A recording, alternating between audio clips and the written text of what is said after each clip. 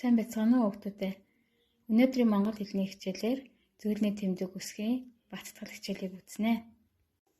Зөөлний тэмдэгтээ үг уншиж бичиж сурахын тулд зөөлний тэмдэг үсгийг өмнөх гээгүүйлэгчдийн зөв дуудах, үгийн утгыг мэдэж авах, зөв бичиж сурах, эдгээр алхмуудыг хийж уншиж бичиж сурцгаана. Дараах үгнүүдийг харьцуулан анхааралтай уншаарай. Үгийн хэлэгдэх байдал өөр сонсогдож байна уу? Бар, барь, тах, тахь, тав, тавь, хол, хол. Үгийн хэлэгдэх байдал өөр сонсогдоход мөн үгийн утга өөрчлөгддөг байх нэ. За бүгдээрээ дахин уншицгаая. Бар, ирээн бар. Барь, ирвэхээ барь. Тах, морины тах. Тахь, ирээн тахь. Тав, тавын тоо. Тавь, тавийн тоо. Хол, 2 метрийн зайтай хол зогсоорой. Хол, ямар нэгэн зүйлийг холъё. За, үгийн утга өөрчлөгдөхөөс гадна хүүхдүүдээ бичлэгийг сайн анхаараарай. Нэг үг нь зөөлний тэмдэгтэй, нөгөө үг нь зөөлний тэмдэггүй бичигдсэн байна. За одоо бүгдээрээ дахин уншъя.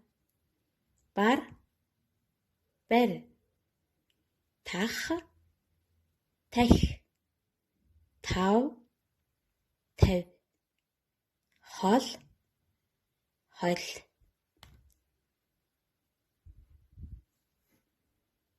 За дараагийнхаа үгнүүдийг ажиглаад уншицгаая. Морь, унь, бох, хонь, говь, суур. За энэ дээр багш нь зөөлний тэмдгийг өмнөх гээгүүлэгчдийн ижил өнгөөр будсан байгааг та нар харж байгаа хаа. Энэ нь юу гэсэн үг вэ гэхлээр зөөлний тэмдэг нь өмнөх гээгүүлэгчтэйгээ хамт дуудагддаг байх нь шүү дээ. За зөөлний тэмдэг бол авиаг тэмдэглэдэггүй. Өмнөх гээгүүлэгчтэйгээ хамт дуудагддаг тэмдэг үсэг юм байна. Дараах үгнүүдийг дагаад уншаарай. Унь, тахь, хуйл, анис, толь, уйл, арис, тот, анис, хонь, бах, ам, говь, хувь, ах, морь, уйл, ох, тавь, дуур, бох, хор. Эдгээр үгнүүдийг зөв дуудаж уншиж сураарай хүүхдүүдээ. Хүснэгтийг нөхөж үг бүтээгээрээ хүснэгтийн дээрх зургуудыг сайн ажиглаарай хүүхдүүдээ. Хүснэгтэд гүйцээж бичсэн үгнүүдээрээ өгүүлбэр зохиож бичээрэй. Багш нь би морь унав гэдэг өгүүлбэр зохиож бичлээ. Та нар завь, толь, хонь гэсэн 3 үгээр өгүүлбэр зохиож бичээрэй. Өгүүлбэрээ зохиож бичихдээ өгүүлбэр дэх үгийн тоогоо сайн анхааралтай хараад зааврын дагуу өгүүлбэрээ зохиогоорой. Анхааралтай ажиглаж зөв уншаарай.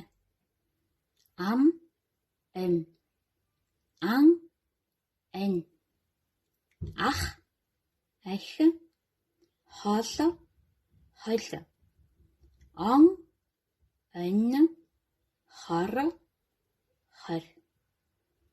За хүүхдүүдээ сайн анхаарсан бол бид нар дан ир үг уншиж байна.